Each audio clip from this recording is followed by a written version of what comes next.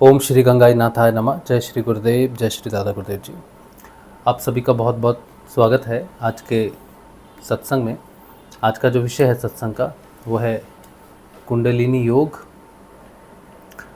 और कुंडलिनी क्रिया। और जो भी जानकारी आज आपको मिलेगी कुंडलिनी योग के बारे में, साधना के बारे में, वो पूरी निशुल्क है। आप घर पर बैठकर ही इस योग का लाभ उठा सकते हो। और जो जानकारी आपको मिलेगी उसमें समर्थ सद्गुरुदेव जो योगेश्वर हैं, जो आपको आत्मा का योग प्रदान कर सकते हैं, आत्म जागृति प्रदान कर सकते हैं, उनके विषय में भी जानकारी मिलेगी। ये जो साधना है इसे आप घर में बैठकर कर सकते हैं और किसी भी वर्ष का कोई भी व्यक्ति साधना को कर सकता है। ग्रस्त जीवन में रहने वाले व्यक्ति कुंडलिनी साधना और जो साधना हम बताएंगे सिद्ध योग की, वो कर सकते हैं। सबसे पहली बात, इससे पहले कि हम बहुत डिटेल में जाएं, बात आती है कि आपने सुना होगा कि कुंडलिनी जो है, कुंडलिनी जगानी नहीं चाहिए। कुंडलिनी को जागृत करने से व्यक्ति मुसीबत में आ जाता है, पागल हो सकता है, उसकी मृत्यु हो सकती है। ऐसा आपने सुना होगा कुंडलिनी योग के बारे में। तो जो जानकारी हम आपको देने वाले हैं वो जानकारी, उसमें आप पूरी तरह से सुरक्षित हो और कुंडलिनी जागरण से किसी भी प्रकार की आपको कोई भी हानि नहीं होगी। ठीक है, तो आज का सत्संग ये लगभग 9 बजे तक चलेगा और कोई प्रश्न हुआ तो उससे पहले ले लेंगे। हम ज़्यादा देर नहीं बात करेंगे, थोड़ा बात करेंगे। कोई प्रश्न हुआ तो फिर लेंगे, नहीं तो फिर जल्दी विषय पर समेट देंगे। मेरा नाम राजशिव है और मैं एक सिद्ध योग साधक हूँ। कुंडलिनी योग की जो जानकारी मैं आपको दूंगा वो मेरे अपने अनुभवों पर दूंगा। मैं कुंडलिनी योग में हूँ पिछले 11 वर्षों से, और कुंडलिनी के लिए हमने कोई विशेष तैयारी नहीं की, या हम कुंडलिनी योग में जाना नहीं चाहते थे। हमें मालूम नहीं था कि कुंडलिनी योग क्या होता है। हम गुरु की तलाश में थे और भगवान भोलेनाथ की कृपा से, उनकी प्रार्थना से, उनकी पूजा से हमें गुरु भगवान की प्राप्ति हुई। हमने अपने गुरुदेव के बारे में ऑनलाइन यूट्यूब के वीडियो के माध्यम से जाना और हमें कभी सौभाग्य नहीं मिला कि हम अपने गुरुदेव से फिज़िकली मिल सकें जाकर। भौतिक रूप से हम कभी अपने गुरुदेव से नहीं मिले, ना ही हमने कभी टेलीफोन पर उनसे बात की। हमने 2014 में दीक्षा ली थी और गुरुजी उस समय सशरीर थे। 2017 में गुरुजी ने शरीर छोड़ दिया था और हमारा जो पहली बार ध्यान लगा वो 2019 में लगा। तो अगर आपको या किसी को भी ये भ्रम हो कि गुरु शरीर में हो तभी मार्गदर्शन कर सकता है, तो ये भ्रम है। क्योंकि जो गुरु चेतन होता है वो शब्द स्वरूप है और सत्य स्वरूप है, आपकी आत्मा के स्वरूप है। शिष्य की आत्मा होता है गुरु, और वो आंतरिक रूप से आपका मार्गदर्शन कर सकता है हर स्थिति में। आपकी चेतना का कोई भी स्तर हो, गुरु आपका मार्गदर्शन कर सकता है अंदर से। तो गुरु जी की जब हमें जानकारी हुई, जब हमने गुरु जी का पहली बार ध्यान किया, तो उन्होंने यही कहा था कि आप आज्ञा चक्र पर मेरा ध्यान करो। आज्ञा चक्र का मतलब यहाँ पर, आज्ञा चक्र पर मेरा ध्यान करो, और वो एक मंत्र देते हैं, उसे संजीवनी मंत्र कहते हैं। गुरु और शिष्य परंपरा में वो मंत्र भगवान शिव से प्रकट होकर चल रहा है। वो राधा और कृष्ण का मंत्र है। तो गुरु जी ने कहा था कि ये मंत्र जपना और कहना कि 15 मिनट के लिए मेरा ध्यान केंद्रित हो जाए। तो हमने गुरु जी की तस्वीर से प्रार्थना की कि हमारा 15 मिनट के लिए ध्यान लग जाए। तो हमें उस समय नहीं पता था ध्यान क्या होता है, कुंडलिनी क्या होती है, कुंडलिनी क्रिया क्या होती है। तो सबसे पहली घटना जो हमारे जीवन में घटी कुंडलिनी की, वो ये कि हम बैठे थे, चौकड़ी मारकर बैठे थे गुरु जी के सामने। तो हमारा शरीर पीछे गिर गया और ज़मीन पर लेट गए, और हमारा शरीर, प्राण, मन और बुद्धि, ये चारों अब हमारे कब्जे में नहीं है, मतलब हमारे हाथ में नहीं है कुछ भी। हम लेटे हैं तो हमें लेटने में ही अच्छा लग रहा है, ऐसा लग रहा है कि बस ऐसे ही पड़े रहो। और गुरुजी ने कहा था 15 मिनट के लिए ध्यान करना है, तो 15 मिनट का ध्यान हो गया, तो हमारी इच्छा हुई कि अब हम उठ के बैठ जाएं, तो हम उठ के बैठ गए। तो बहुत बाद में, कई वर्षों बाद हमें पता चला कि वो कुंडलिनी जागृत होकर क्रिया करवाती है। हालांकि मुझे गुरुजी के वीडियो के बाद पता चला कि कुंडलिनी क्रियाएं होती हैं, लेकिन वो जो पीछे मैं गिर गया था, मुझे मालूम नहीं था कि वो क्या है। तो पता चला कि वो एक खास प्रकार की क्रिया है जिसे देहपात कहते हैं। मैं बहुत लोगों के संपर्क में आया जिन्हें मैंने गुरुजी की जानकारी दी, और मैंने कहा कि आप ध्यान करो 15 मिनट के लिए और अपने शरीर को ढीला छोड़ देना, जो भी होगा आप होने देना। तो मुझे मालूम था कि शुरुआत में जब कोई पहली बार जब कोई ध्यान करता है तो उसका शरीर पीछे जाता है, बहुत लोगों का शरीर पीछे जाता है, लेकिन वो थोड़ा रेजिस्ट करते हैं, रोक लेते हैं अपने आप को। पीछे जा रहे होते हैं ऐसे, फिर अपने आप को रोक लेते हैं, रोकना नहीं चाहिए। तो वो कुंडलिनी होती है जो शरीर को आगे या पीछे स्विंग करवाती है, या ऐसे ऐसे स्विंग करवाती है, या गोल गोल ऐसे घुमाती है। तो वो कुंडलिनी क्रिया होती है।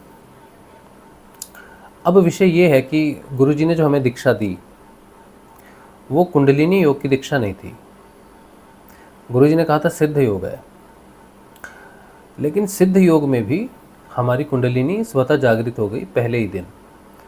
फिर गुरुजी की स्पीच हमने सुनी, तो गुरुजी की स्पीच में ये कहा गया है कि जब आप ध्यान करोगे तो आपकी कुंडलिनी शक्ति जागृत हो जाएगी, और कुंडलिनी शक्ति जागृत होने के बाद गुरु के अंतर्गत कार्य करेगी, मतलब गुरु के अधीन रहेगी। आपको कुंडलिनी क्रियाएं होंगी और उतनी ही क्रिया होगी जितनी आपके शरीर को आवश्यकता है।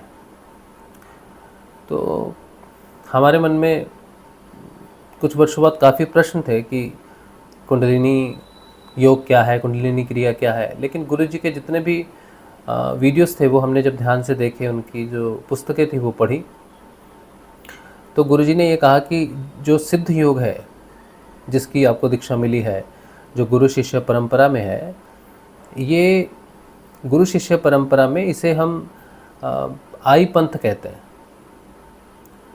एक लीनियज है गुरु शिष्य परंपरा की, उसे आई पंथ कहते हैं। तो जो भगवान शिव से जो योग शुरू हुआ, वो गोरखनाथ जी ने उस योग को 12 भागों में विभाजित कर दिया था।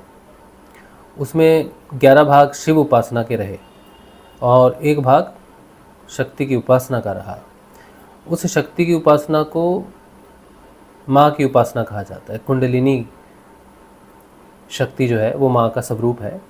बाहर में जितने भी स्वरूप हम देवी शक्ति के देखते हैं वो अलग अलग स्वरूप हैं। उसका एक मूल स्वरूप है मनुष्य शरीर के अंदर, उसे कुंडलिनी कहते हैं।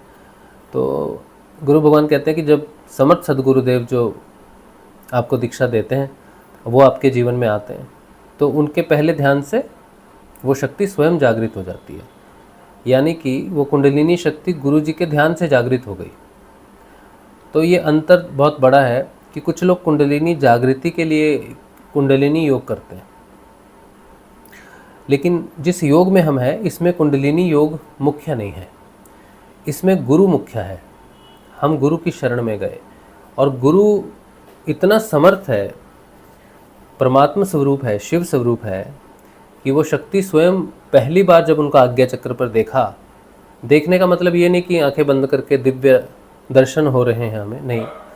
गुरु जी की तस्वीर है, गुरु जी की तस्वीर को अच्छे से देख लिया और फिर गुरु जी ने कहा वो तस्वीर को यहाँ इमेजिन करना है आपको। जब आंखें बंद करोगे तो उस चेहरे को यहाँ याद करना है बस। तो मैंने वही किया। गुरु जी का अंधकार ही दिख रहा है, लेकिन गुरु जी के चेहरे को यहाँ सोचने का कोशिश की कि गुरु जी कैसे दिखते हैं।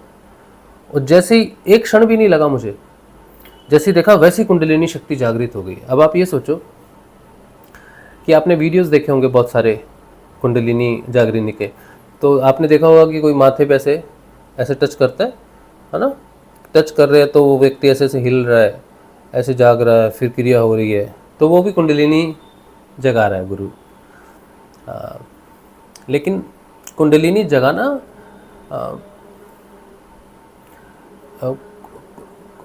कुंडलिनी को जगाना और आत्मा को जगाना ये दोनों अलग चीज़ है।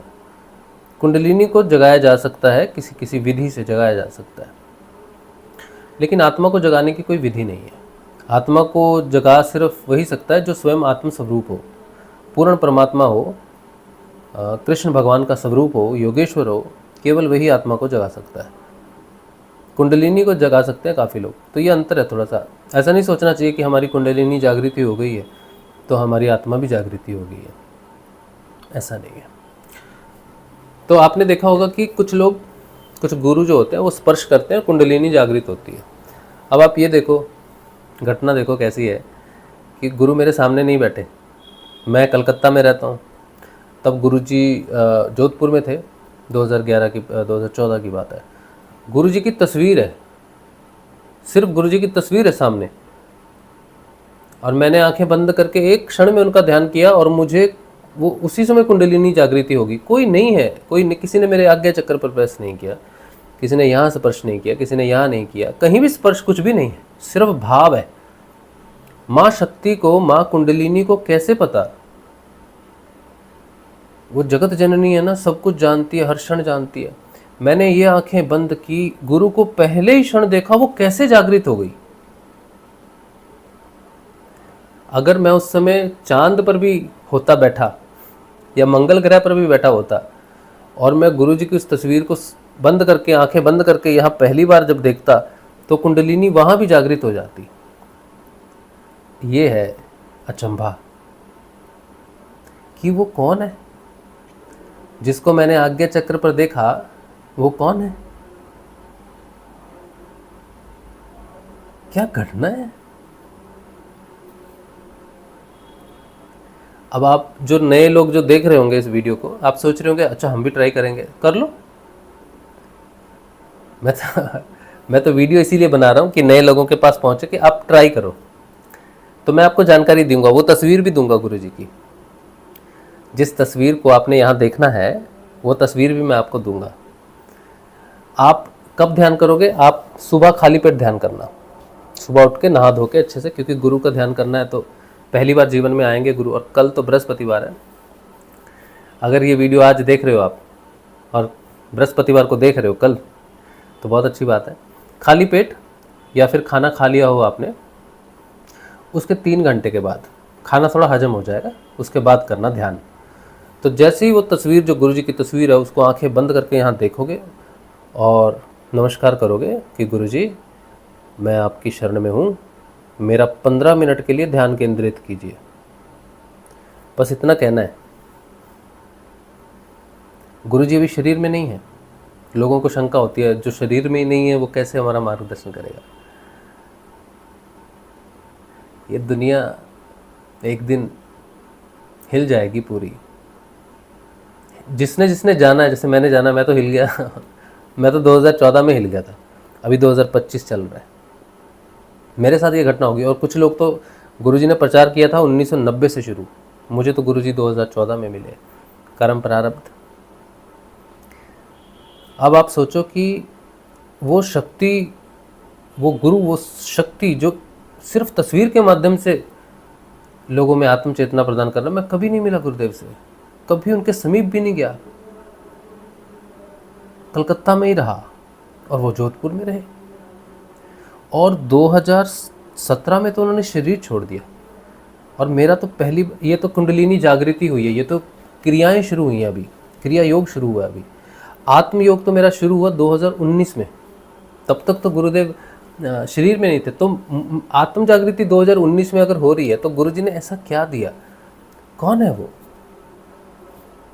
ये विज्ञान इतना गहन है कि गुरुजी ने कहा भी है कि ये योग आज तक प्रकट नहीं हुआ। जिस योग, ऐसा नहीं है कि ये योग कभी था नहीं, गुरु और शिष्य परंपरा में गुप्त रहा, हमेशा प्रकट नहीं हुआ सामने, दुनिया के सामने ऐसे प्रकट नहीं हुआ। तो गुरुजी ने कहा मेरे माध्यम से हो रहा है, इसीलिए ऐसा लग रहा है कि मैं कर रहा हूँ, लेकिन मेरे माध्यम से हो रहा है। तो वो दिव्य तस्वीर है गुरुजी की, उसको आप यहाँ पे सोचोगे, यहाँ पे नमस्कार करोगे तो कुंडलिनी शक्ति जागृत हो जाएगी। अब जो कुंडलिनी योग है वो इस योग में सम्मिलित है। मतलब अगर कुंडलिनी आपकी जागृत हो जाए तो कुंडलिनी का क्या कार्य होता है कि कुंडलिनी मूलाधार से थोड़ी ऊपर रहती है। जब वो जागृत हो जाती है तो वो 6 चक्रों का भेदन करती है। हमारे जो षट चक्र है इनका भेदन करती हुई उसको अब जाना है यहाँ पर, और उसका कोई स्टॉप नहीं है रास्ते में। उस अगर जाग गई है तो उसको बस अपने पति परमेश्वर के पास जाना है। यहाँ पर शक्ति को शिव से मिलन करना, सहस्रार में जाना, और कहीं रुक नहीं सकती, उसको रोकने की शक्ति नहीं है संसार में किसी को भी। तो जिस मनुष्य के अंदर कुंडलिनी शक्ति जागृत होती है, जब वो 6 चक्रों का भेदन करती हुई सहस्रार में पहुंचने की कोशिश करती है तो उस व्यक्ति के कर्म प्रारब्ध रास्ते में आते हैं जिसके शरीर में वो कुंडलिनी शक्ति जागृत होती है। तो जो कर्म प्रारब्ध रास्ते में आते हैं तो कुंडलिनी उनको खा जाती है। जैसे काली है, आपने काली माता की फोटो देखी है। काली माता क्या कर रही है? असुरों को मार रही है ना। तो इसी तरह से हमारे अंदर असुर हैं, क्रोध, काम, वासना, लोभ, लालच, द्वेष, राग, भय, और भी पता नहीं कौन से। तो इस तरह से सारे अंदर में है राक्षस जो हमारे कर्म की वजह से हमें सताते हैं। हमने कर्म किए हैं बोल के हमें सताते हैं। तो गुरु कृपा से अगर माँ शक्ति कुंडलिनी जागृत हो जाती है तो वो जब ऊपर उठती है तो कर्म प्रारब्ध में ये सारी चीज़ें रोकती हैं उसको। तो माँ उनको खा जाती है, माँ उनको काट देती है। तो कुंडलिनी जागरण का जो विषय है सिद्ध योग में वो ये कि गुरु की शरण में जब कोई शिष्य आता है तो शिष्य का रूपांतरण है, शिष्य की लिबरेशन है, मोक्ष है। लेकिन वो कैसे जाएगा ऊपर? रास्ते में इतना कुछ है। अब सिद्ध योग गुरु शिष्य परंपरा में चलता है। हठ योग में क्या होता है कि योगी तपस्या करते हैं, एक टांग पर खड़े रहते हैं और कड़ी से कड़ी तपस्या करते हैं। कड़ी से कड़ी तपस्या करके अपनी चेतना को ऊपर उठाते हैं। तो उनके अंदर जब वासनाएं जागती हैं तो वो क्या करते हैं? कंट्रोल करते हैं हठ योग से। ब्रह्मचर्य का पालन करते हैं, झूठ नहीं बोलेंगे, वेजिटेरियन खाना खाएंगे, हिंसा नहीं करेंगे, तपश्चर्या करेंगे, शौच, स्वाध्याय, ईश्वर प्रणिधान, आसन, बंद, प्राणायाम, ये नहीं करना है, वो नहीं करना है, एकांत में रहना है, इसका त्याग, उसका त्याग। तो यम, नियम, आसन, प्राणायाम, प्रत्याहार, ये 5 अंग होते हैं योग के, बाहरी अंग बोलते हैं इसको। तो वो जो साधक होता है वो अपनी क्षमता से, अपनी शक्ति से इनको सिद्ध करता है, और इनको सिद्ध करने में उसको 5, 10, 8, 10 ऐसे जीवन लगते हैं। एक जीवन में नहीं होते ये। तो कई योगी कई जन्म लेते हैं जिसमें वो योगी होते हैं और ये प्रक्रिया में लगे हुए हैं। लेकिन जो सिद्ध योग है इसमें ये सारे कार्य, यम, नियम, आसन, प्राणायाम, प्रत्याहार, ये जो कई जन्मों में होते हैं, ये होते हैं गुरु जब समर्थ होते हैं तो वो कुंडलिनी शक्ति को जागृत करते हैं और माँ कुंडलिनी से कहते हैं कि सब हटा दो रास्ते से। तो शिष्य को ब्रह्मचर्य का पालन नहीं करना पड़ता, हिंसा अहिंसा के चक्कर में नहीं पड़ना पड़ता, खाना भोजन मांसाहारी है शाकाहारी है इसके चक्कर में नहीं पड़ना पड़ता।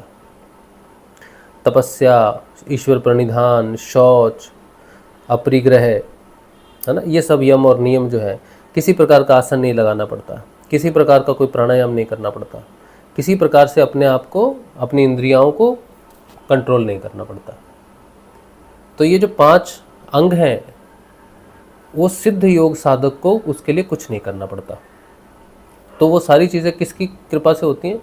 गुरु की क्षमता, गुरु की शक्ति, और कुंडलिनी शक्ति जो है, कुंडलिनी योग से वो सारी चीज़ें, कुंडलिनी शक्ति स्वयं आसन लगा देती है। आपको आसन नहीं लगाना है। जब आपको आसन लगने की आवश्यकता होगी तो कुंडलिनी शक्ति स्वयं आपका पद्मासन लगा देगी, शीर्षासन लगवा देगी, वज्रासन लगवा देगी, सारे लगवा देगी। हवा से उठ जाता है व्यक्ति ऐसे। और ये हुई है घटना। हमारे गुरुजी की एक शिष्य थी, छोटी बच्ची, 8-9 साल की थी वो। ये बहुत पहले की बात है, 2003-2001 की बात है। तब अभी तो बच्ची बड़ी हो गई होगी काफ़ी शायद। तो उस समय वो 6-7 साल की थी। तो वो ध्यान कर रही थी, गुरुजी का मंत्र जप रही थी, गुरुजी का ध्यान कर रही थी। और वो जमीन से 1.5 फुट ऊपर उठ गई। फिजिकल बॉडी, जो हिमालय पे योगी तपस्या करते हैं, है ना, आपने देखा होगा ना, वो रास्ते में ऐसे हाथ के नीचे कुछ लगाया रहता है, ऐसे हवा में बैठे रहते। वो हवा में नहीं बैठे रहते, वो नीचे में कोई स्टैंड होता है, उस पर बैठे होते, दिखावा करते हैं, झूठ बोलते हैं। वो योगी नहीं है। वो लड़की गुरुजी का ध्यान करती हुई 1.5 फुट हवा से ऊपर उठ गई। उसके पिताजी का नाम भी गुरुदेव बताते हैं, मुनेश्वर सिंह। और रेलवे में टीटी का काम करते थे, मुनेश्वर सिंह, उनकी बेटी। ये सच्ची घटना है। और गुरुजी का ध्यान करते हुए, जिनका हम ध्यान करते हैं, लेकिन हम अभी हवा में नहीं उठे। हाँ, हमारा पद्मासन, वज्रासन, शीर्षासन, ये सब चीज़ें हमारी हुई हैं, लेकिन हवा में उठने वाला अनुभव हमें नहीं हुआ अभी। लेकिन हम बता रहे हैं आपको कि कुछ भी करने की ज़रूरत नहीं है। अगर गुरु समर्थ है, गुरु के पीछे उनके गुरुओं का आशीर्वाद है, लीनियज है, और गुरु सच्चा है और आत्मा को जगा सकता है, तो कुंडलिनी स्वतः जग जाती है। और किसी प्रकार का कोई भी परिवर्तन साधक को अपने जीवन में नहीं करना पड़ता। ग्रस्त जीवन में रहकर यह साधना होती है।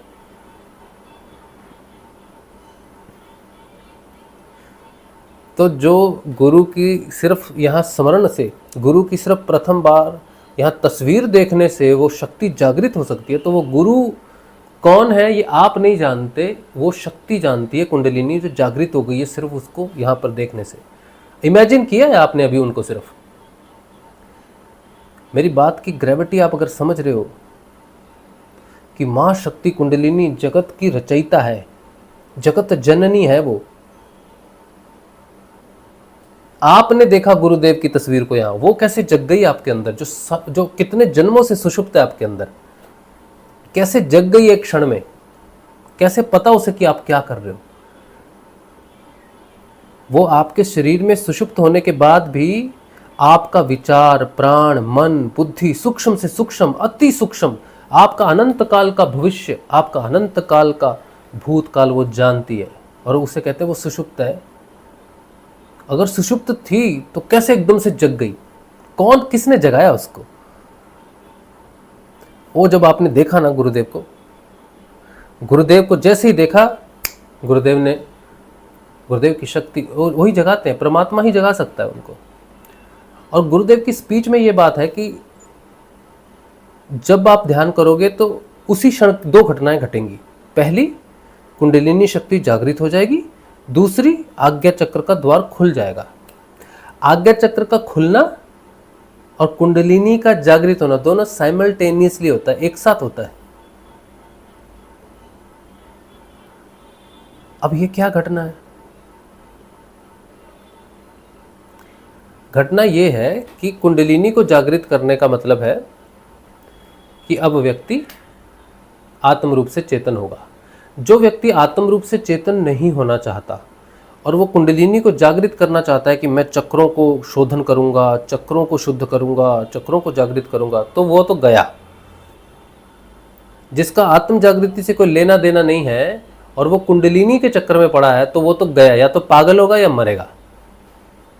कुंडलिनी शक्ति तो हमारी कोई गुलाम नहीं है ना, हमारी दासी थोड़ी है शक्ति कि हम उसे अपनी इच्छा के लिए जगाएंगे, चक्रों की शुद्धि के लिए, संसार की शक्ति के लिए जगाएंगे, सिद्धियों के लिए जगाएंगे। उसका वो जगी तो सीधा अपने पति परमेश्वर के पास जाएगी।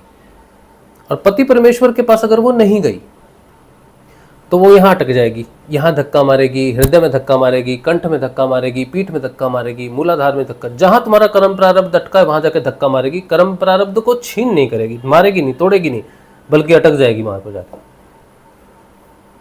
फिर होगी दिक्कत, फिर कर लेना चक्र शुद्धि। कोई चक्कर शुद्ध नहीं होंगे, उल्टा फंस जाओगे। तो अगर जीवन का लक्ष्य मोक्ष है, आत्म जागृति है, तो ही कुंडलिनी के बारे में आगे बढ़ना। और इसीलिए गुरुदेव कुंडलिनी योग की दीक्षा नहीं देते। गुरुदेव कहते हैं मैं तो सिद्ध योग की दीक्षा देता हूँ, मैं तो आत्म जागृति की दीक्षा देता हूँ, मेरे कार्य के लिए कुंडलिनी प्रस्तुत है। गुरुदेव कहते हैं मेरे कार्य के लिए कुंडलिनी है, क्योंकि ये मार्ग आई पंथ है, शक्ति का मार्ग है, इसीलिए शक्ति का जागरण होता है। शक्ति ही सारे रास्ते को क्लियर करती है। फिर वो जो साधक है, जो चेतना है, उसकी चेतना वो जो रास्ता क्लियर होता है उसके पीछे पीछे चलता है और यहाँ तक रास्ता क्लियर हो जाता है। और साधक असेंड कर जाता है ऊपर। अब ये जो आज्ञा चक्र खुलता है, ये क्यों खुलता है? क्योंकि चेतना के दो स्वरूप है।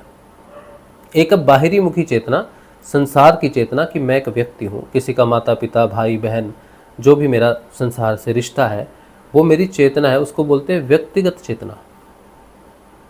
अलग अलग व्यक्ति है ना, मैं एक व्यक्ति हूँ, तुम एक व्यक्ति हो, संसार में कितने व्यक्ति हैं, है ना। तो ये सारी व्यक्तिगत चेतना अलग अलग है कि मैं हूँ भाई, मेरा घर है, मैं अपने घर चलाने के लिए करूँगा, मैं अपने बेटे के लिए करूँगा, मैं अपने पिताजी के लिए करूँगा, मैं अपने परिवार के लिए करूँगा। ये क्या है? ये व्यक्ति है जो अपने कुछ अपना, मैं, मेरा, हमारा के लिए कुछ कर रहा है। और आज्ञा चक्र का जो द्वार है, ये अंदर, ये संसार अंदर है, बाहर सब अलग अलग है, लेकिन आज्ञा चक्र से अंदर जब चले जाते हैं, अंदर मतलब ये शरीर वाला अंदर नहीं, ये फेफड़े, गुर्दे, गला, पेट, ये वाला अंदर नहीं। अंदर का मतलब है इस शरीर के अंदर प्राण है, प्राण में शरीर है जहाँ पे सारे चक्र हैं। फिर प्राण के अंदर मन है, मन के अंदर बुद्धि, आनंद, चित्त, सत्य, फिर आत्मा। तो हम अंदर प्रवेश करते हैं, यानी कि हम प्राण में शरीर में प्रवेश करने का प्रयास करते हैं। तो प्राण में शरीर की जो मुख्य एंट्री है वो दो प्रकार से है। एक प्राण में जगत, जो आप अंदर तो प्रवेश कर जाते हो जहाँ चक्र है, सारे पूरे प्राण में शरीर में चक्र है। और प्राण में शरीर में एक गुप्त दरवाजा है, वो गुप्त दरवाजा हृदय क्षेत्र में है। ठीक, तो कोई व्यक्ति अगर अलोम विलोम या ईड़ा पिंगला से अपने किसी भी चक्र को जागृत करना चाहता है प्राण में जगत में, तो कर सकता है। अपनी श्वासों से किसी भी चक्र को जागृत करके उस चक्र का मंत्र पढ़कर, और वैसा गुरु होना चाहिए। अगर गुरु पूरा राज जानता है, रहस्य जानता है किसी चक्र का, और उसके अंतर्गत आप जाओ और वो कहता है कि ठीक है, हमने चलो मणिपुर चक्र को जागृत करना है, उसको मालूम है, पूरा विधि मालूम है गुरु को, हठ योगी है, तो वो हठ योगी आपको एक विधि देगा कि देखो ये मंत्र जपो, ऐसा अनुशासन करो, ऐसा भोजन करो, इतने बजे उठो, ये करो, वो करो, तो पूरा देगा और कहेगा मैं तुम्हारा जागृत कर दूंगा। तो उसके अनुसार सांसों से, प्राणों से, प्राणमय कोश में उस चक्र को तुम जागृत करके उसकी शक्तियों को हासिल कर सकते हो। ठीक, लेकिन उसी प्राणमय शरीर में इस वाले ईड़ा पिंगला का एक, ईड़ा पिंगला पूरे चक्र, पूरे प्राणमय कोश को संपंदित कर सकती है। लेकिन अगर तुम्हारा गुरु चेतन है और वो चक्रों पे कंसंट्रेट नहीं करता बल्कि आत्मा पे कंसंट्रेट करता है, तो उसी प्राणमय कोश में एक दरवाजा है जो हृदय में खुलता है, अनाहत चक्र है, अनाहत के अंदर खुलता है। वो जब वो दरवाजा खोल देता है तो आपकी जो व्यक्तिगत चेतना है, मैं, मेरा, ये सब, वो हृदय में जब प्रवेश करता है तो आत्मा हो जाता है, एक आत्मा हो जाता है। जैसे सब में आत्मा है और आत्मा एक ही है, ऐसा नहीं है कि 10 आत्माएं, 20 आत्माएं, कहते हैं ना भटकती हुई आत्मा, पित्र आत्मा बोलते हैं ना, तो लोग सोचते हैं बहुत सारी आत्माएं हैं। आत्मा एक ही है। जो बहुत सारे हैं, भटकती आत्मा, पित्र की आत्मा, भूत आत्मा, गंदी आत्मा, अच्छी आत्मा, ये आत्मा नहीं है। जैसे आत्मा के ऊपर ये शरीर आवरण चढ़ जाता है तो कई शरीर हो जाते हैं, पुरुष, स्त्री, नपुंसक, अच्छा पुरुष, गंदा पुरुष, अच्छी महिला, खराब महिला, इस तरह से शरीर के कारण भेद बन जाते हैं। ये ऐसा दिखता है, ये चाइनीज़ है, ये इंडियन है, ये ऑस्ट्रेलियन है ना, ये जापानी है। तो जैसी चमड़ी चढ़ जाती है वैसी पहचान हो जाती है। जब ये शरीर मर जाता है तो उस आत्मा के ऊपर आवरण रहता है प्राण का, वो नहीं मरता। प्राण के अंदर एक और आवरण रहता है मन का, मन के अंदर आवरण रहता है बुद्धि का, बुद्धि के अंदर आनंद का, चित्त का, सत्य का, ऐसे आवरण रहते हैं। तो जो व्यक्ति मर जाता है, जिसे हम कहते हैं भूत आत्मा, प्रेत आत्मा, उसको आत्मा से संबोधित जरूर करते हैं, लेकिन उसके ऊपर में 6 आवरण चढ़े हुए होते हैं। और वो प्राण मतलब लगाव, जुड़ाव, इमोशंस दुनिया के साथ, जिसके कारण वो भटकता है।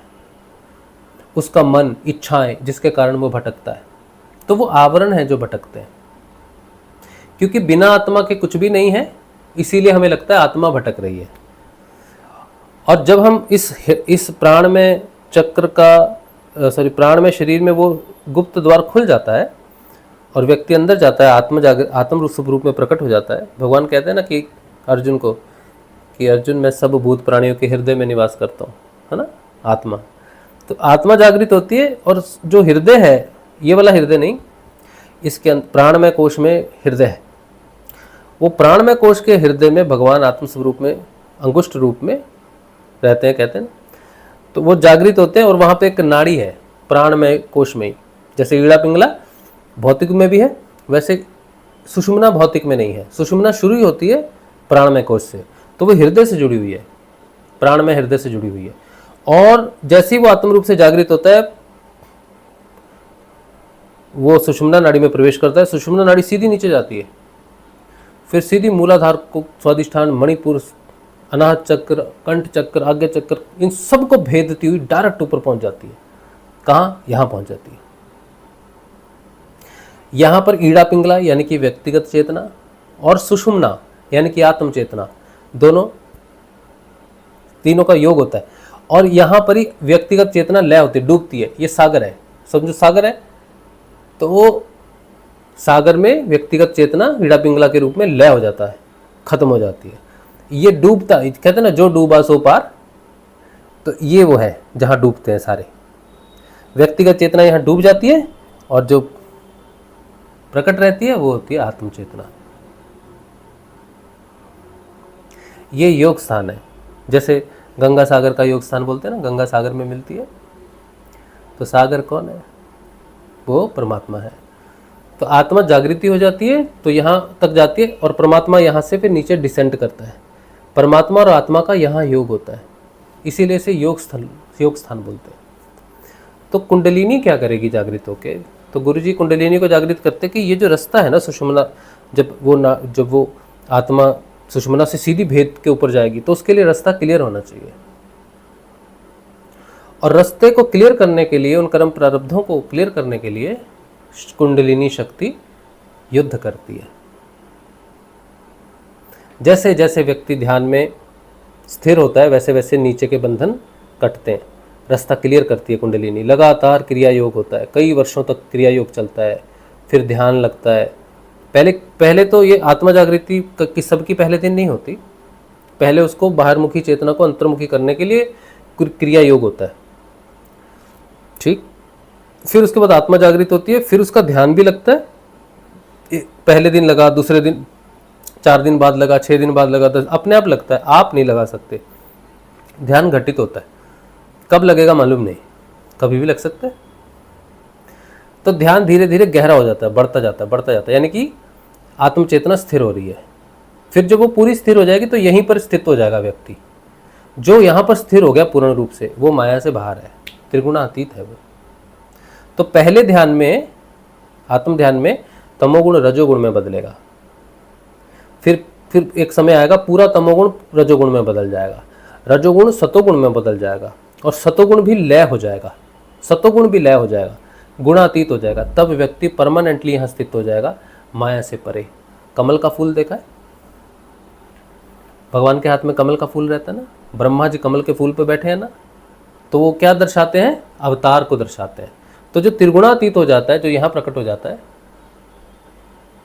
वो मुक्त हो गया। आज्ञा चक्र पर जिसकी चेतना स्थिर हो जाती है वो मुक्त हो जाता है।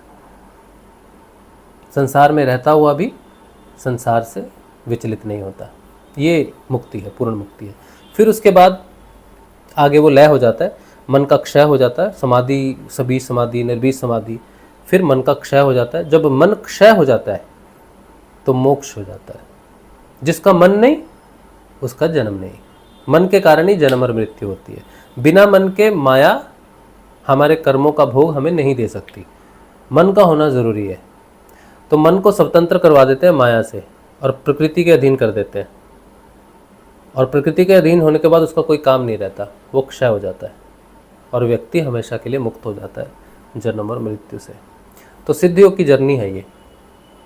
अब इसमें 2 चीज़ें मैंने आपको भी नहीं बताई। पहली तो बता दी कि कुंडलिनी योग क्या है, कि कुंडलिनी गुरु की कृपा से जागृत होती है और आपके कर्म प्रारब्धों को क्षीण करती हुई आपको ऊपर बढ़ने में मदद करती है और गुरु के अधीन रहती है, इसीलिए आपको कोई तकलीफ नहीं होगी। अब बात ये आती है, नीचे जो मैंने लिखा है कुंडलिनी योग और कुंडलिनी क्रिया। कुंडलिनी क्रिया क्या चीज़ है? जब साधक ध्यान करता है तो उसको कई बार कुंडलिनी क्रिया होती है, वो हिलता है, उसको कोई क्रिया होती है। प्राणायाम हो सकता है, अपने आप होता है प्राणायाम, कोई मतलब किसी भी प्रकार की शरीर में कोई एक्टिविटी होगी, योग होगा, अपने आप होगा। लेकिन कुछ लोग ऐसे होते हैं, कुछ साधक ऐसे होते हैं जिनको कुंडलिनी की कोई क्रिया नहीं होती, कुछ भी नहीं होता, वो गुरु जी का ध्यान करते बैठे रहते हैं, कोई क्रिया नहीं होती। अब ये जो लोग हैं ये प्रश्न खड़ा करते हैं कि यार हमने भी तो गुरु जी को देखा, हमें तो कुछ नहीं हुआ, तो क्या हमारी कुंडलिनी जागृत नहीं हुई है? तो गुरु जी से पूछते थे लोग, तो गुरु जी हमें क्रिया क्यों नहीं होती? तो गुरु जी कहते थे बेटा क्रिया होना जरूरी नहीं है, कुंडलिनी का प्रमाण सिर्फ क्रिया ही नहीं है कि क्रिया हुई तो कुंडलिनी जागृत है। तुम मेरे को देखो, मेरा ध्यान करो, तुम क्रिया की चिंता मत करो, तुम्हारी बहुत क्रियाएं हो चुकी, अब तुम्हें क्रिया की आवश्यकता नहीं है। तुम्हारे अंदर जो बदलाव होना है वो बिना क्रिया के भी होना है। गुरु जी कहते हैं किसी की कोई बीमारी होती है ना, तो उसको कुंडलिनी क्रिया होती है उस अंग की, तो जब तक वो अंग ठीक नहीं हो जाता तब तक क्रिया होती है। लेकिन किसी को कोई भी क्रिया नहीं हो रही, उसका कोई अंग बीमार है, उसके बाद भी बिना क्रिया के भी उसकी वो बीमारी ठीक हो गई है, तो इसका मतलब ये है कि कुंडलिनी क्रिया सिर्फ शरीर की क्रिया से संबंधित नहीं है। कुंडलिनी क्रिया कर्म पर होती है, कर्म प्रारब्ध पर कुंडलिनी क्रिया होती है, शरीर पर नहीं होती। तो कर्म प्रारब्ध कहाँ कहाँ भोगे जाते हैं? शरीर में भोगे जाते हैं, शरीर का सुख, शरीर का दुख। फिर प्राण के माध्यम से, इमोशन से भी दुख भोगे जाते हैं। जैसे सोचो कोई माँ है और उसका बेटा कहीं दूर विदेश गया है, युद्ध पे गया है, तो यहाँ माँ बैठी है दुख में, ना उसको भूख लग रही है ना प्यास लग रही है। अब उसके शरीर में कोई रोग नहीं है, लेकिन फिर भी तो वो परेशान है ना, दुखी है ना कि मेरे बेटे को कुछ हो ना जाए, और वो वापस आ जाएगा तो खुश हो जाएगी। तो प्राण मतलब इमोशन से, हमें इमोशन से भी दुख सुख भोगते हैं हम, ये तो है ही भवसागर। फिर मन, इच्छा, मेरी इच्छा हुई कि आज मैंने ये करना था, नहीं कर पाया, मैंने आईपीएस बनना है, मैंने डॉक्टर बनना है, मैं नहीं बन पाया, बड़ा दुख हुआ, मैं ये करना चाहता था, मेरे पिताजी ने करने नहीं दिया, जीवन बर्बाद हो गया। तो ये इच्छा मन में रह जाती है, उसके कारण वो पूरा जीवन दुख भोगता है। कोई शरीर का दुख नहीं है, कोई इमोशन भी नहीं, बस वो इच्छा का दुख है, इच्छा पूरी नहीं हुई, इच्छा से भी कर्म भोगते हैं। फिर बुद्धि से कर्म भोगते हैं, अरे यार मैंने वो करना था, उस समय मेरे को समझ ही नहीं आया, मैंने ये कर दिया, गलत डिसीजन हो गया, लॉस हो गया बहुत बड़ा यार। तो किसके कारण दुख हुआ? बुद्धि के कारण हुआ, निर्णय लेने के कारण हुआ। रावण की तो मृत्यु हुई बुद्धि के कारण, उसको कहते थे बहुत बुद्धिमान है ना, रावण से बुद्धिमान कौन है? तो रावण का जब अंत आया तो उसकी जो मति मरी है ना, तो ये है। अच्छा, उसके बाद जब हम सोते हैं, स्वप्न देखते हैं, स्वप्न में हमने देखा कि ये हो गया, अरे उठते हैं डर जाते हैं, हमने सपने में ये देखा, ये हो गया, हमारे साथ बड़ा घटना हो गई, अब क्या होगा, तो सपने को लेकर परेशान रहते हैं। तो दुख स्वप्न में भी आते हैं, कर्म प्रारब्ध। तो कुंडलिनी क्रिया सिर्फ शरीर में ही हो और हम ये माने कि शरीर में क्रिया हो रही है तो कुंडलिनी जागृत है। हो सकता है कि तुम्हारे जो कर्म प्रारब्ध हैं बड़े सूक्ष्म है, तो कुंडलिनी क्रिया तुम्हारे मन में चल रही है, और जब तुम साधना करोगे तो तुम्हारे मन में बदलाव तुमको समझ में आएगा। मैं आपको बताता हूँ, जब युद्ध होता है आंतरिक, तो मन में एक परिवर्तन होता है जब हम उसे माया से अलग करते हैं। जब वो माया से अलग हो जाता है थोड़ी देर के लिए, उस स्थिति से थोड़ा अलग हो जाता है, तो बड़ा उचाट हो जाता है, मन की स्थिति ऐसी हो जाती है, मतलब वीरान, सुनसान, बहुत उचाट हो जाता है मन। इसका मतलब है कि बहुत बड़ा परिवर्तन हुआ है अंदर। और वो उचाट जो मन है वो थोड़े समय के लिए रहता है, एक दिन रह सकता है, 6 घंटे, 7 घंटे, 10 घंटे ऐसा रहता है, और फिर वो जब नई स्थिति में आता है तब अलग ही होता है, अलग ही शक्ति के साथ प्रकट होता है।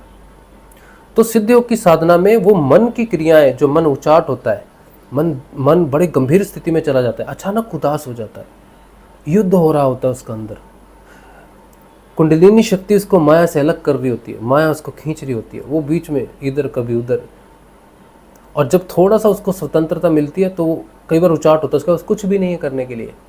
मन को बड़ा अच्छा लगता है, मैं खीर खा लूँ, मैं टीवी देख लूँ, मैं ये कर लूँ, वो कर लूँ।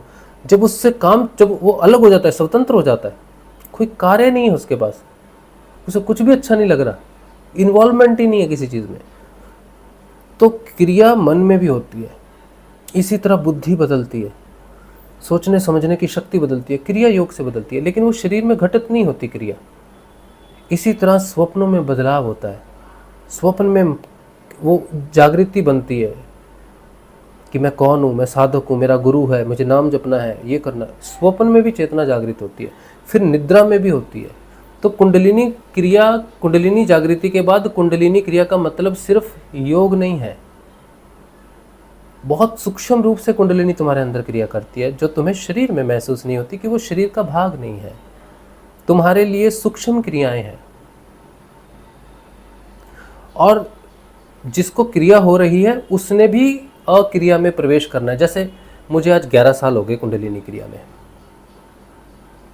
ठीक है। तो 11 साल पहले जब मेरी क्रियाएं शुरू हुई तो बहुत ज़्यादा क्रियाएं होती थी, अब धीरे धीरे कम हो रही हैं, और एक दिन ये पूरी बंद हो जाएंगी, पूरी बंद हो जाएंगी, कोई क्रिया नहीं होगी, अक्रिया हो जाऊंगा। तो क्या कुंडलिनी क्या नहीं है? क्रिया, कुंडलिनी क्रिया का मतलब है कि तुम्हारे अंदर यम, नियम, आसन, प्राणायाम, प्रत्याहार का परिवर्तन हो। इनका परिवर्तन ही कुंडलिनी क्रिया है। शरीर से घटने वाली क्रिया को सिर्फ कुंडलिनी क्रिया मान लेना ठीक नहीं है। तो जब तुम गुरु जी का ध्यान करोगे तो तुम्हें क्रिया हो या ना हो, वो तुम्हारे अंतःकरण में कार्यरत है, तुम्हारे कर्म प्रारब्धों को काट रही है, तुम्हारे लिए रास्ता बना रही है। कुंडलिनी आत्म जागृति का कारण नहीं है, ना ही मंत्र, गुरु जो मंत्र देते हैं वो भी आत्म जागृति का कारण नहीं है। पतंजलि अष्टांग योग के कैवल्य पाद में लिखा हुआ है कि ये जो मंत्र है, ये जो विधियां हैं, ये जो कुंडलिनी शक्ति है, ये क्या करती है?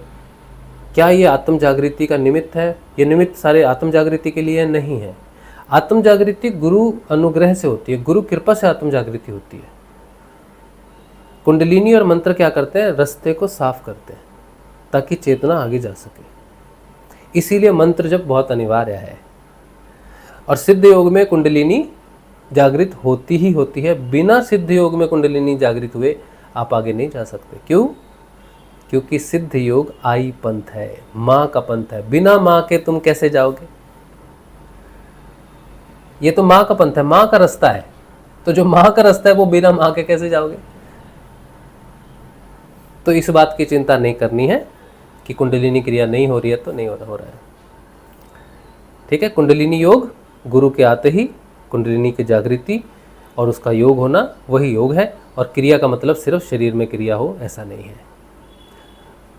क्रिया योग अलग चीज है, कुंडलिनी क्रिया अलग चीज है। कुंडलिनी क्रिया से क्रिया योग पूर्ण होता है, क्रिया योग लोग अलग से करते हैं। तो क्रिया योग स्वयं क्या है? क्रिया योग यम, नियम, आसन, प्राणायाम, प्रत्याहार, इन पांचों अंगों को सिद्ध करना क्रिया योग है। और क्रियात्मक चीज, क्रियात्मक का मतलब क्या है? क्रिया का मतलब क्या? करना। तो दो ढंग से चीजें की जा सकती हैं, एक विचार से और विचार को एक्शन में लाना। तो जो मणिपुर चक्र है वो है शक्ति। समझो ये रिमोट है, समझो ये बहुत बड़ा पत्थर है, ठीक है, ये एक चट्टान पर पड़ा हुआ है।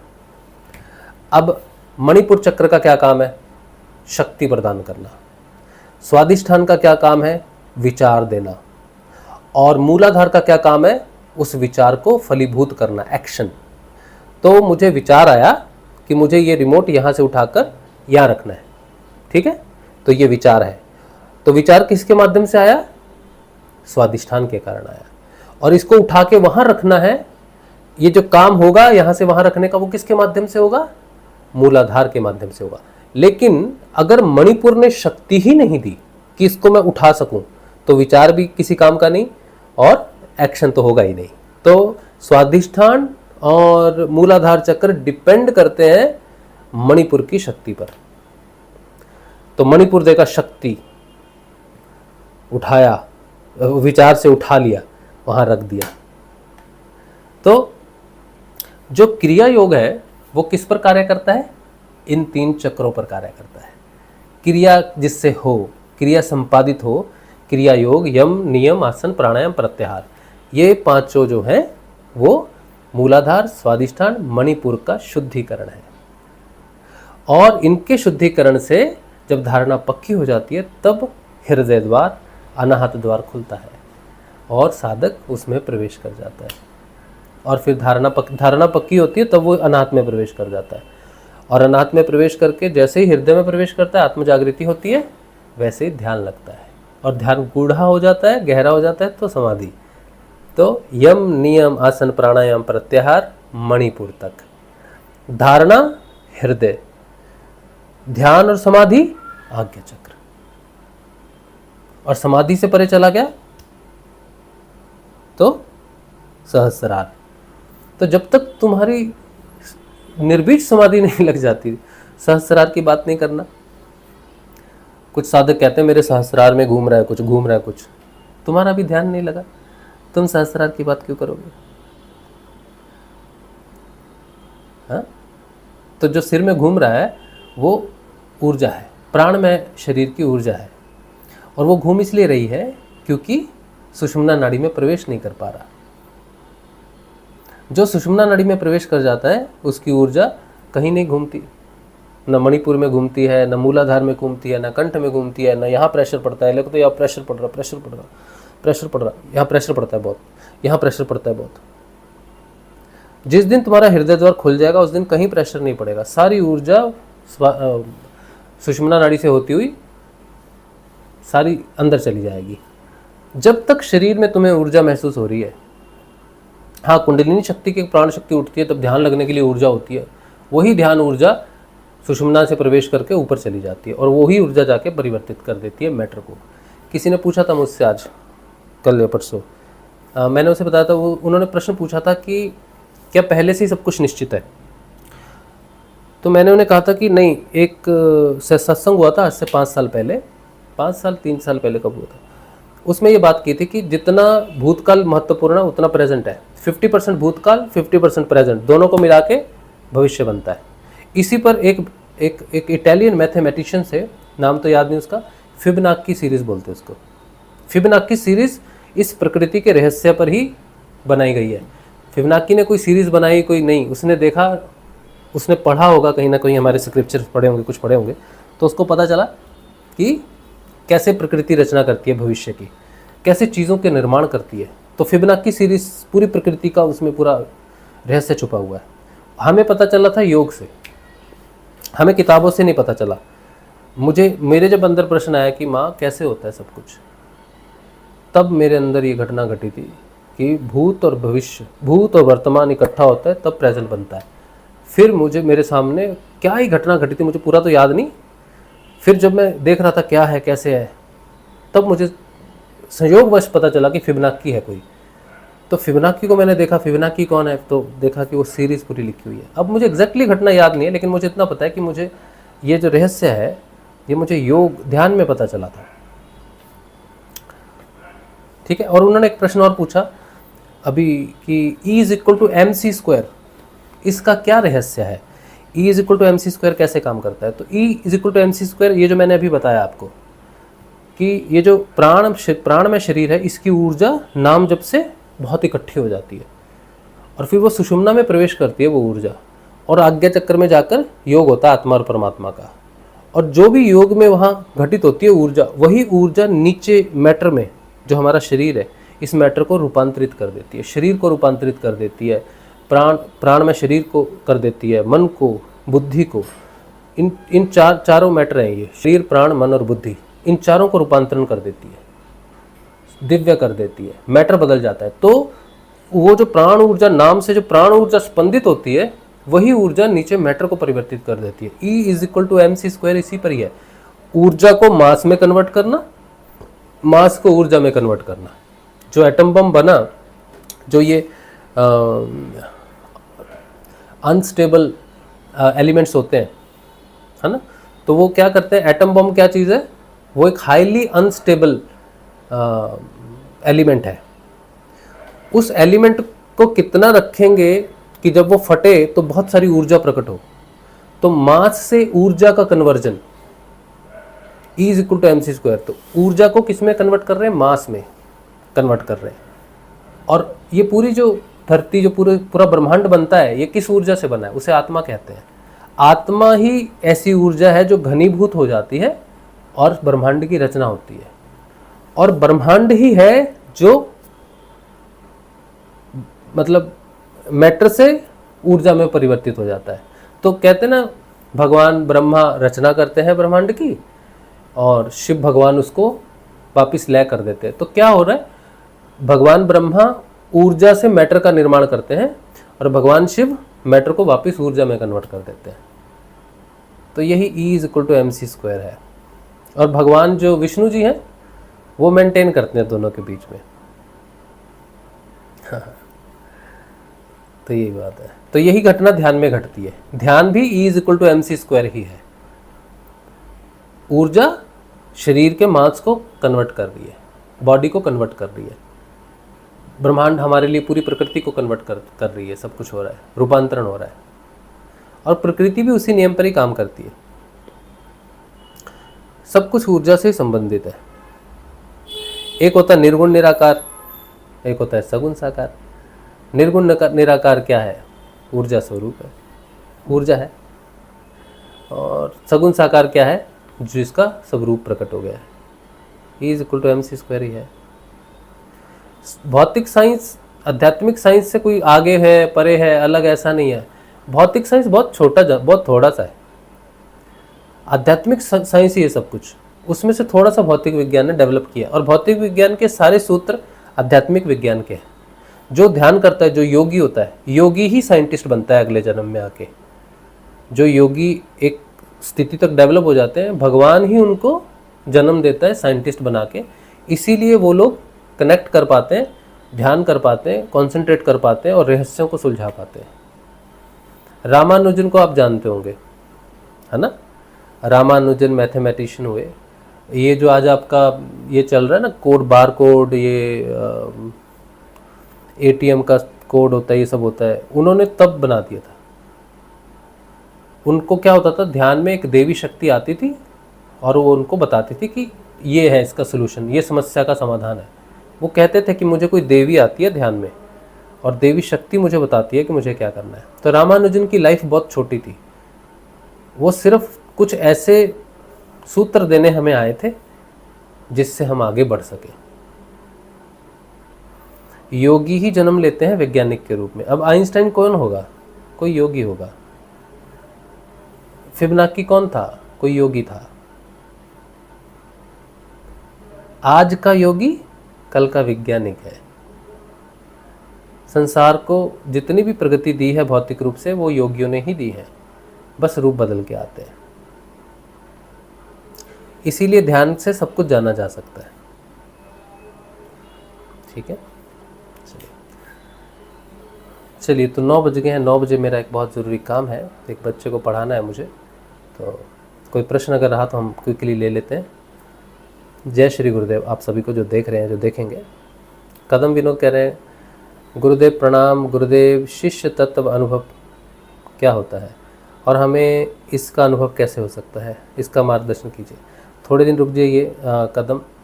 मैं एक पुस्तक मैंने लिखी है, उसमें मैंने शिष्य के ऊपर में पूरा चैप्टर लिखा है। 4 अध्याय हैं उसमें, 4 चैप्टर हैं उसमें अध्याय में। तो वो आप पढ़ोगे, उसमें गुरु, शिष्य, कुंडलिनी, नाद, जप जाप, सिद्धयोग साधना और भी बहुत सारे टॉपिक्स हैं, वो डिटेल में मैंने बताया है। तो उसमें आपको पता चलेगा। आज तो उतना समय नहीं है उस पर बात करने के लिए। ठीक है।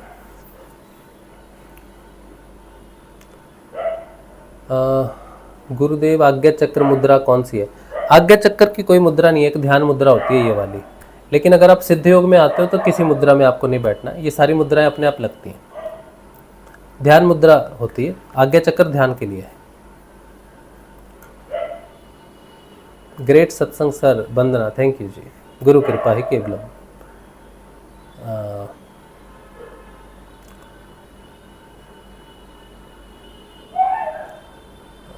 सभी को जय गुरुदेव, जो नए देख रहे हैं आपको भी जय, सभी को जय श्री गुरुदेव। सीसी गेमिंग इनका आईडी है, कह रहे जय श्री गुरुदेव भैया जी। मैं पहले सोचती थी कि घेरे में जाने का मतलब गहरे में जाने का मतलब होता है कि हमें वो दिखता है कि जो सीन के रूप में सामने आएगा। अच्छा, क्या मतलब आपको समझ में आ गई ना बात, मतलब क्या बात है?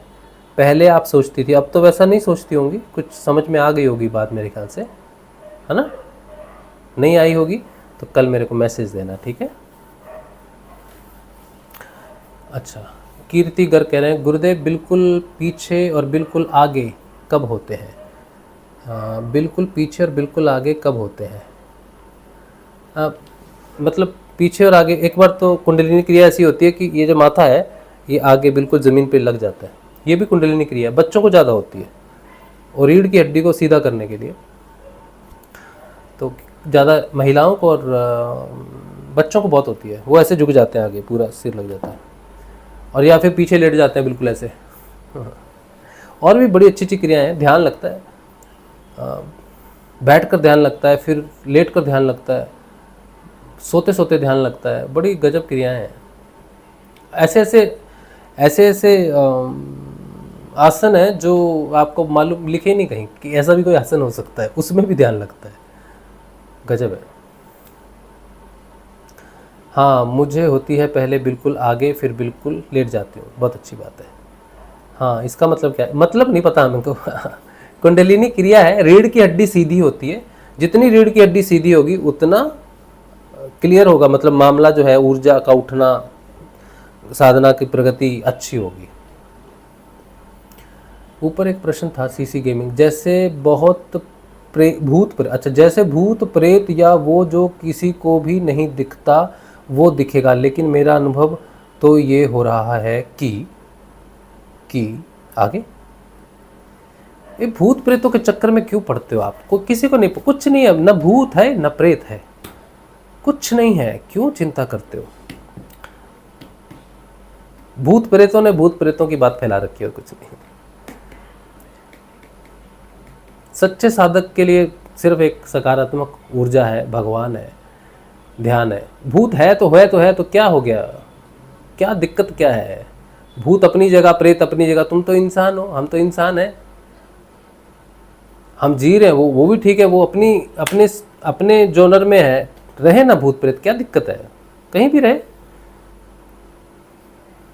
दिक्कत तब है जब हमारे अंदर लोभ, लालच, ईर्ष्या, क्रोध, वासना है, वो इन चीज़ों को खाते हैं, तो जहाँ उनको मिलते हैं, जैसे लोग होते हैं, फिर वो भ्रमित हो जाते हैं, उस चीज़ से परेशान हो जाते हैं। जिसके अंदर वासना होती है, जिसके अंदर धोखा धड़ी, झूठ, लालच, ईर्ष्या होती है, वो लोग प्रभावित होते हैं भूत प्रेतों से। जिसके अंदर सच्चाई की ताकत हो, उसके अंदर भूत प्रेत को क्या मिलेगा बेचारे को? वहाँ नहीं आएगा वो।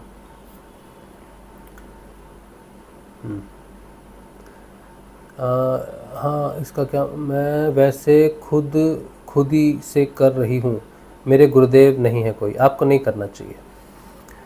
कीर्ति गर्ग, आपको ध्यान नहीं करना चाहिए बिना गुरु के। शुरू में अच्छा लगेगा, लेकिन फिर माया में फंस जाओगे आप। हृदय का द्वार गुरु खोल सकता, आप नहीं खोल सकते। नाद नहीं खोल सकता, कोई क्रिया नहीं खोल सकती। भगवान शिव ने माँ पार्वती से कहा 112 तरीके हैं, धारणाएं हैं, लेकिन धारणा का मतलब है हृदय चक्र तक पहुंचने के 112 मार्ग हैं। हृदय चक्र को खोलने का कोई मार्ग नहीं है। तो तुम जो भी कर लो, जितनी भी अच्छी उन्नति कर लो, भगवान बन जाओ, लेकिन हृदय द्वार को नहीं खोल पाओगी तुम। हृदय द्वार को खोलने का काम एकमात्र गुरु का है, और ध्यान गुरु का विषय है, इसीलिए गुरु के सानिध्य में ही ध्यान करो, ठीक है? गुरु की जानकारी अभी कल सत्संग मैंने किया था, उसमें मैंने चिल्ला के बोला था, तुम्हारे मानने से क्या है? हम पत्थर को सोना मान लेंगे, सोना थोड़ी हो जाएगा। भगवान को गुरु मानने से भगवान गुरु नहीं हो जाते हैं। भगवान को गुरु मानो मत, भगवान से गुरु मांगो कि भगवान गुरु दे दो। भगवान को गुरु मत मानो। भगवान आत्मा स्वरूप है, वो तुम्हारे हृदय में वास करता है और हृदय का दरवाज़ा खोलने वाला गुरु है। तो भगवान से गुरु मांगो, गुरु आएगा, दरवाज़ा खोलेगा, तब भगवान की आत्म स्वरूप में प्राप्ति होगी। ठीक है। आप 21 साल की हो, 11 साल के हो, 6 साल के हो या गर्भ में हो, कोई फर्क नहीं पड़ता। गर्भवती महिला गर्भ में भी शिशु दीक्षित हो सकता है कुंडलिनी योग से, सिद्ध योग से। तो आपको करना क्या है, न्यू सब्सक्राइबर हो आप तो मैंने बहुत कुछ बोल दिया आपको अच्छा, तो आपको क्या करना है, आपको ये जो वीडियो चल रहा है इसके डिटेल्स में मैंने लिंक दिया है, उस लिंक पे जाके गुरुदेव की पूरी जानकारी है, उस जानकारी को ले लेना और मुझे व्हाट्सएप करना। मैं आपको एक ऐसे ग्रुप में जोड़ूंगा, साधना का ग्रुप है वो, उसमें सभी प्रश्न पूछते हैं, मैं ही उत्तर देता हूँ वहाँ पर। तो किसी का कोई प्रश्न होता है तो उत्तर मिलता है, तो सबको समझ में आ जाती है चीज़। बहुत घना ग्रुप है वो, बहुत तरह तरह के प्रश्न पूछते हैं, पूरा मेरा दिमाग घूम जाता है ऐसे प्रश्न सुन के, लेकिन उत्तर मिल जाता है हमें। ठीक है। तो जो साधना करता है उसको उस ग्रुप में आना चाहिए, उसमें फालतू की कोई बात नहीं है। ठीक है। बहुत स्ट्रिक्ट हूँ मैं वहाँ पर। तो आपको क्या करना है,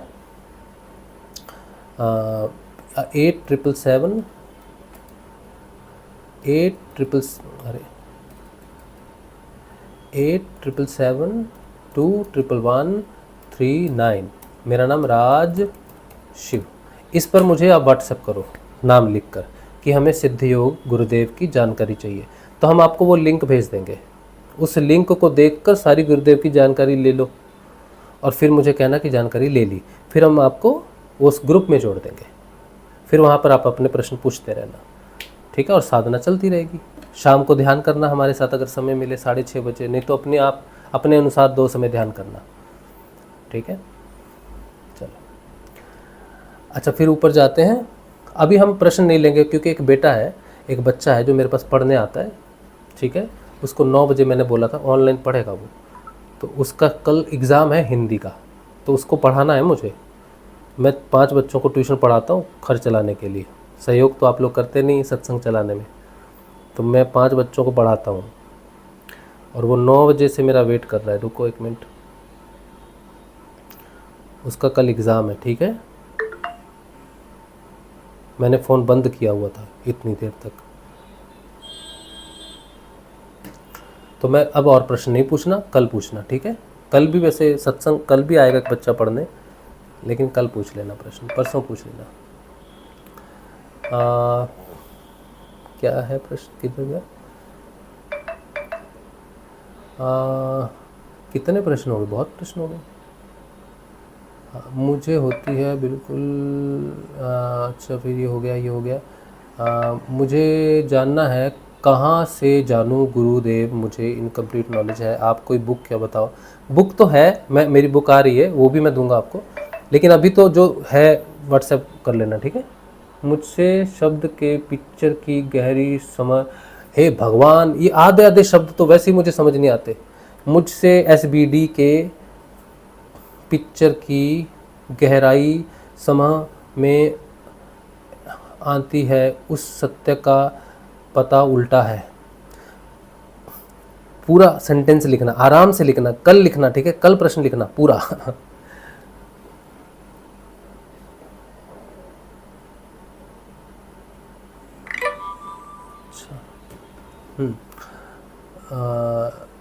चंद्रशेखर पाटिल, चक्र महसूस शरीर के सामने वाले हिस्से में महसूस होते हैं, रीढ़ पर महसूस होते हैं। चक्र रीढ़ की हड्डी के बीचों बीच ही होते हैं। ठीक है। तो महसूस, जैसे हृदय चक्र महसूस हुआ मुझे, तो मुझे यहाँ पर हुआ, बिल्कुल सामने हृदय चक्र ही महसूस हुआ मुझे। अच्छा, उसके बाद प्रायश्चित क्या साधना में बाधक है? हाँ, साधक को ना प्रायश्चित करना है ना क्षमा। क्षमा और प्रायश्चित का कुछ नहीं है। क्षमा वो मांगता है जिसको फिर से गलती करनी होती है। प्रायश्चित वो करता है जो अपने आपको समर्पित नहीं करता। गुरुदेव का बताया नाम जप पर ध्यान करना चाहिए बस। अच्छा, ठीक है। मेरा अनुभव ये कहते हैं। सीसी गेमिंग, आपका अनुभव कल पढ़ेंगे, ठीक है, कल ठीक से लिखना अनुभव। कोई बुक पढ़कर भी वो मुझे माँ का ही आपके पास भेजा है। ओह हाँ, उन भेजा, मेरे पास भेजा। ठीक है, जो भी आते हैं इधर ही आते हैं। गुरु की जानकारी जिधर भी होगा उधर भेज देंगे वो आपको। बस सौभाग्य है कि आप इधर आए हो, हमारा सौभाग्य है कि आप इधर आए हो। शिव तत्व क्या है? शिव तत्व आत्मा है, आपकी आत्मा ही शिव है। गुरुजी मैंने शिव तत्व नहीं, शिव तत्व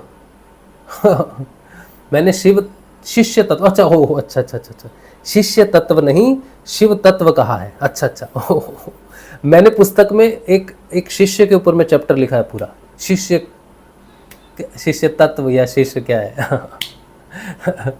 तो शिष्य तत्व भी है, ठीक है। जैसे गुरु तत्व है वैसे शिष्य तत्व भी है, लेकिन शिव तत्व आत्मा है। तो वो कैसे पता चलेगा? आत्म जागृति के बाद। अच्छा, बुक, अभी बुक पढ़नी है आपको तो बुक गुरु जी की कुछ एक पुस्तक है, वो मैं आपको दे दूंगा, लेकिन वो अभी आपको समझ नहीं आएगी, थोड़ा समय लगेगा, ठीक है। अभी आप शुरू करो, गुरु जी का ध्यान शुरू करो, फिर हम बता देंगे आपको। हाँ, उपनिषदों को पढ़ना शुरू करो, उपनिषदों में आपको जानकारी मिलेगी स्वयं के बारे में। चलिए, मैनिफेस्टेशन नहीं करना चाहिए।